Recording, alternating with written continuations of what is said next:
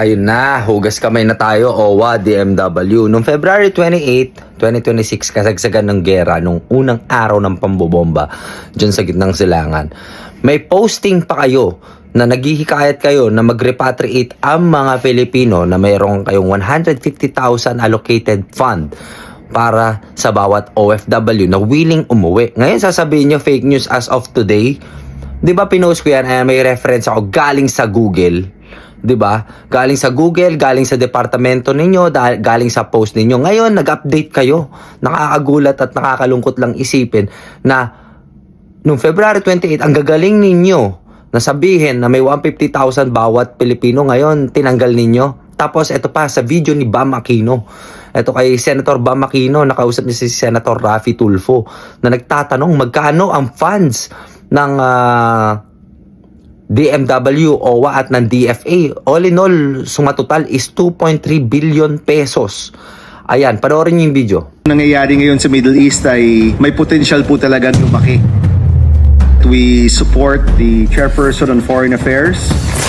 Tama po ba yung mga nais umuwi ay mabibigyan ng chance ang umuwi? Tama po yun.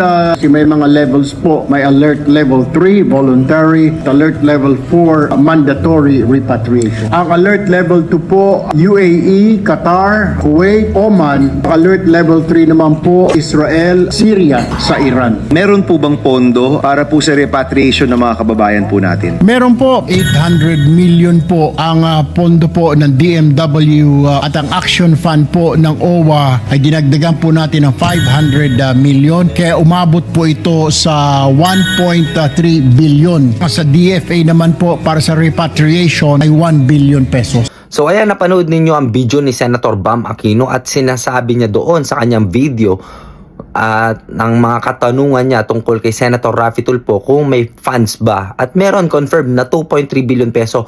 Naiintindihan ko na kaya kayo nag-update at sinasabi niyo fake news. Kahit nagbibigay tayo ng tamang impormasyon at ngayon kayo nag-update, pero no February 28 talagang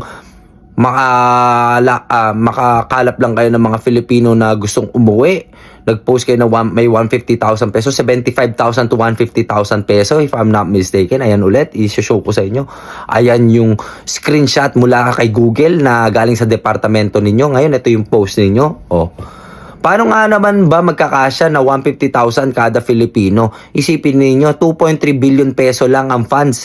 May 2.5 million people na OFW na nandyan sa Middle East. Di kung sumatotal 920 pesos kada Pilipino lang ang budget ninyo sa repatriation. Paano nga naman makakauwi ang mga Pilipino sa 920 pesos mo? Saan naabot ang 920 pesos mo? Pucharagis, pamasahe mo lang yun ng bus, di ba? Aray ko, Pilipinas. Aray ko, Senator Raffy Tulfo. Paano na to? Paano nga naman makakauwi ang mga Pilipino? Kahit nga mapanganib talaga. Kahit mapanganib, pipilitin ko na lang na nandun. Mag-survive na lang ako sa mga sumasabog.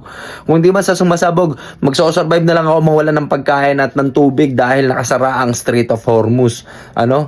Grabe naman tong gobyerno natin. 920 pesos kada Pilipino for repatriation. Ang kakapal ng mukha ninyo na nandyan sa OWA, DMW at sa DFA.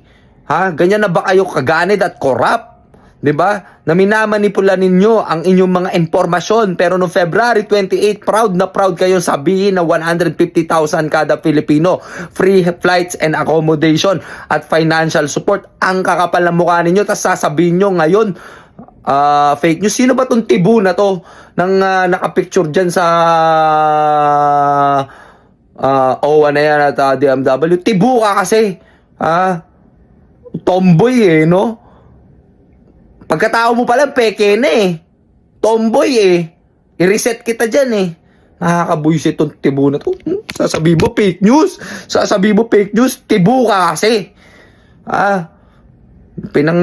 Yung mga fans ng Pilipinas, pinang bababae mo. Buisit ka. Wala ka kasing burat. Sino ba mga ano ba may mga ahensya ng OWA, may ahensya ng DFA pa, may ahensya pa ng tawag dito DMW. Ba't hindi ba pwedeng DFA lang ang humawak sa lahat ng mga database ng bawat OFW at sa funds.